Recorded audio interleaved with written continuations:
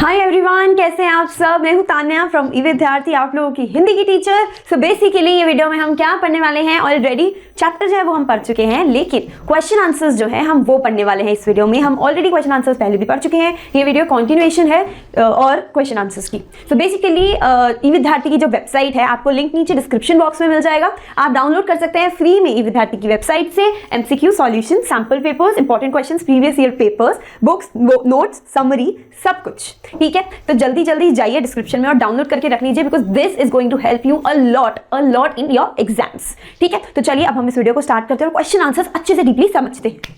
नमस्ते प्यारे बच्चों, आज की हिंदी क्लास में आप सबका बहुत बहुत स्वागत है। आज हम एक बहुत ही मजेदार अभ्यास करने वाले हैं। हम सीखेंगे कि किसी कविता को एक साधारण पैराग्राफ यानी गद्य में कैसे बदलते हैं।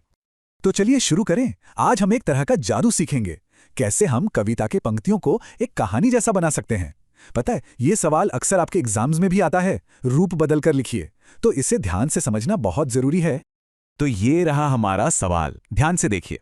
पाठ के किसी एक पद को एक अनुच्छेद के रूप में लिखिए। अब इसका मतलब क्या हुआ? इसका सीधा सा मतलब है कि हमें कविता का एक हिस्सा लेना है और उसे अपनी आसान भाषा में एक पैराग्राफ की तरह लिखना है, बस। ठीक है, तो अब देखते हैं कि वो कौन सी कविता की पंक्तियां हैं जिन पर हम आज काम करने वाले हैं। ये आपकी ही किताब की एक कविता से ली गई हैं।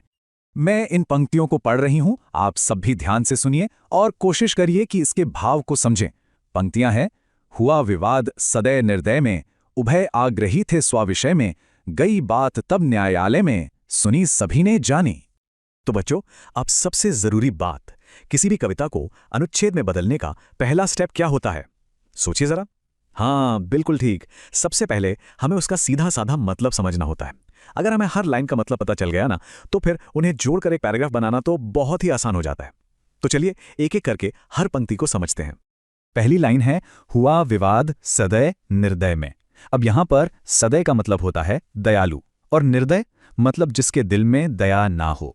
तो इस लाइन का आसान मतलब क्या निकला? मतलब ये कि एक दयालु और एक निर्दयी व्यक्ति के बीच विवाद हो गया, है ना? सिंपल। अब अगली लाइन देखते हैं, उभय आग्रही थे स्वविषय में। ये शब्द उभय, इसका मतलब होता है दोनों, और आग्रही थे स्वविषय में का मतलब हुआ कि वो दोनों ही अपनी अपनी बात पर एकदम अड़े हुए थे, मान ही नहीं रहे थे। तो इसका सीधा सा अर्थ बनता है, दोनों अपनी अपनी बात पर अड़े रहे। चलिए तीसरी पंक्ति पर आते हैं, गई बात तब न्यायालय में। अरे वाह, ये तो बहुत आसान है। इसका मतलब तो साफ है कि जब दोनों में से कोई अपनी बात से पीछे हटने को तैयार नहीं था, तो मामला सुलझाने के लिए कहां पहुंचा? जी हां, न्यायालय में, यानी कि कोर्ट में। तो हम इसे ऐसे लिख सकते हैं, अंत में यह मामला न्यायालय में पहुंचा। और अब आखिरी लाइन, सुनी सभी ने जानी। अब जाहिर सी बात है, जब कोई मामला कोर्ट में जाता है तो वो पब्लिक हो जाता है ना? सबको उसके बारे में पता चल जाता है, सब सुनते हैं, सब जानते हैं। तो इस लाइन का मतलब हुआ, जहां सभी ने इसकी चर्चा सुनी और समझी। बहुत बढ़िया। देखा आपने, सबसे मुश्किल काम तो हमने कर लिया। हमने हर लाइन का मतलब समझ लिया है। अब क्या बचा? अब तो बस इन सारे मतलबों को एक साथ जोड़ना है और एक छोटा सा पैराग्राफ बना देना है, बिल्कुल वैसे ही जैसे आप अपनी नोटबुक में लिखते हैं। तो देखिए हमारा फाइनल आंसर कैसा दिखेगा। हम लिखेंगे, एक दयालु और एक निर्दयी व्यक्ति के बीच विवाद हो गया, दोनों अपने अपनी बात पर अड़े रहे, अंत में यह मामला न्यायालय में पहुंचा, जहां सभी ने इसकी चर्चा सुनी और समझी। देखिए, हो गया ना? कितना आसान था कविता को अनुच्छेद में बदलना। आज हम मिलकर एक बहुत ही मजेदार एक्सरसाइज करेंगे। कविता में विराम चिन्हों का इस्तेमाल सीखेंगे। तो स्क्रीन पर देखिए, ये रहा हमारा पहला सवाल। यहाँ कविता की कुछ पंक्तियां दी गई हैं, लेकिन इनमें एक भी विराम चिन्ह नहीं है। जरा पढ़कर देखिए। राहल तो निर्णय कर इसका न्याय पक्ष लेता है किसका? अरे ये क्या, कुछ समझ में आ रहा है? नहीं ना? ऐसा लग रहा है मानो सारे शब्द बस भागे जा रहे हैं और मतलब तो कहीं खोए गया है। लेकिन घबराने की कोई बात नहीं है, हम सब मिलकर इस पहेली को सुलझाएंगे। चलिए देखते हैं कि कहाँ कौन सा चिन्ह लगेगा। हर चिन्ह का, आप जानते हैं, अपना एक खास काम होता है। तो काम शुरू करने से पहले चलिए जल्दी से इन 4 जरूरी चिन्हों को दोहरा लेते हैं। सबसे पहले है उद्धरण चिन्ह, मतलब इन्वर्टेड कॉमास। ये तब लगाते हैं जब कोई कुछ कह रहा हो। फिर है अल्पविराम यानी कॉमा, जहां हमें बस हल्का सा रुकना होता है। इसके बाद प्रश्न चिन्ह, क्वेश्चन मार्क, जब कोई सवाल हो। और आखिर में पूर्ण विराम, जो बताता है कि भाई बात अब खत्म हो गई है। ठीक है, तो पहली लाइन से शुरू करें। राहुल तू निर्णय कर इसका। अच्छा, ये बात कौन कह रहा है? माँ कह रही हैं। तो सबसे पहले हम क्या लगाएंगे? बिल्कुल सही, उद्धरण चिन्ह।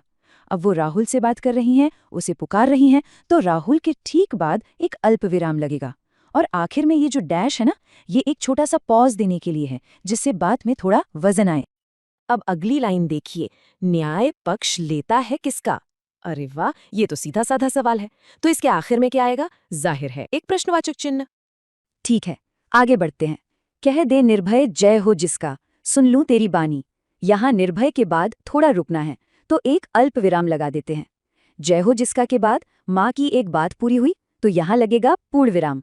और बानी के बाद, हाँ, माँ की बात खत्म हो गई, तो हम उद्धरण चिन्ह को बंद कर देंगे। अब बारी है राहुल के जवाब की। तो फिर से क्या होगा? उद्धरण चिन्ह खुलेगा। वो कह रहा है माँ, तो माँ को पुकार रहा है, इसलिए यहाँ एक अल्प विराम। फिर वो पूछता है मेरी क्या बानी? ये एक सवाल है, तो प्रश्नवाचक चिन्ह लगाइए। और अगली लाइन, मैं सुन रहा कहानी, ये एक सीधा वाक्य है, तो इसके अंत में पूर्ण विराम। अब जरा इस पंक्ति पर गौर कीजिए। कोई निरपराध को मारे, यहाँ एक छोटा सा ठहराव है, तो क्यों अन्य उसे न उबारे? तो मारे के बाद हम एक अल्प विराम लगाएंगे, और लाइन के आखिर में, ये तो एक बहुत गहरा सवाल है ना? तो यहाँ हम लगाएंगे एक प्रश्नवाचक चिन्ह। अगली पंक्ति है, रक्षक पर भक्षक को वारे, न्याय दया का दानी। देखिए, कविता की एक लय होती है ना? तो वारे के बाद थोड़ा रुकना अच्छा लगेगा, तो यहाँ एक अल्प विराम लगा देते हैं। और दानी पर राहुल की पूरी बात खत्म हो गई, तो अब हम उद्धरण चिन्ह को बंद कर देंगे। और अब आखिर में माँ फिर से कुछ कहती हैं, तो क्या करेंगे? उद्धरण चिन्ह खोलेंगे। वो राहुल की बात को एक सवाल की तरह दोहरा रही हैं, न्याय दया का दानी। तो यहाँ आएगा प्रश्नवाचक चिन्ह, और फिर तूने गुणी कहानी। बात खत्म, तो पूर्ण विराम और उद्धरण चिन्ह भी बंद। लीजिए, हो गया हमारा काम। शाबाश, देखा, हमने मिलकर पूरी पहेली सुलझा ली।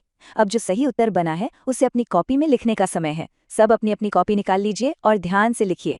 ये रहा पूरा सही उत्तर आपकी स्क्रीन पर। मैं इसे धीरे धीरे पढ़ रही हूँ, आप सब आराम से अपनी कॉपी में इसे लिख लीजिए। राहुल, तू निर्णय कर इसका, न्याय पक्ष लेता है किसका? कह दे निर्भय जय हो जिसका, सुन लूं तेरी बानी। माँ, मेरी क्या बानी? मैं सुन रहा कहानी। कोई निरपराध को मारे, तो क्यों अन्य उसे न उबारे? रक्षक पर भक्षक को वारे, न्याय दया का दानी। न्याय दया का दानी, तूने गुनी कहानी। बहुत बढ़िया, उम्मीद है सबने लिख लिया होगा। चलिए अब आते हैं दूसरे सवाल पर। इसमें हमें लिखना नहीं है, बल्कि पढ़ना है। अब हमें इसी कविता को जोर जोर से पढ़ना है, लेकिन विराम चिन्हों का ध्यान रखते हुए। एक बात हमेशा याद रखिए, ये जो विराम चिन्ह होते हैं ना, ये सिर्फ लिखने की चीज नहीं है। ये तो हमारी आवाज के लिए ट्रैफिक सिग्नल जैसे हैं। यही तो बताते हैं कि कब थोड़ा रुकना है, कब पूरा रुकना है, और कब आवाज में सवाल वाला भाव लाना है। तो नियम बहुत आसान है। जहां अल्प विराम यानी कॉमा दिखे, वहां बस एक पल का ठहराव लेना है। जहां पूर्ण विराम दिखे, वहां थोड़ी लंबी सांस लेकर रुकना है। और जहां प्रश्न चिन्ह दिखे, वहां आवाज को ऐसा बनाना है जैसे आप सच में कोई सवाल पूछ रहे हों। तो फिर मैं एक बार पढ़कर सुनाती हूँ, आप सब बहुत ध्यान से सुनिए और देखिए कि मैं कहाँ और कितना रुक रही हूँ और मेरी आवाज कैसे बदल रही है। राहुल, तू निर्णय कर इसका, न्याय पक्ष लेता किसका? कह दे निर्भय जय हो जिसका, सुन लो तेरी बाणी। माँ, मेरी क्या बाणी? मैं सुन रहा कहानी। कोई निरपराध को मारे, तो क्यों अन्य उसे न उबारे?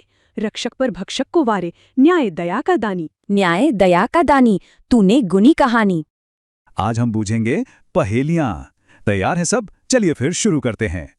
तो चलिए फटाफट से शुरू करते हैं। सब अपना अपना दिमाग दौड़ाइएगा और बहुत ध्यान से सुनिएगा। हाँ, तो ये रही हमारी पहली पहेली। ये पहेली है रिश्तों के बारे में, तो जरा ध्यान से सुनना। पहेली है, नानी की बेटी है कौन, मामा की बहना है कौन, भार्या है पिता की कौन, और भाभी है चाचा की कौन।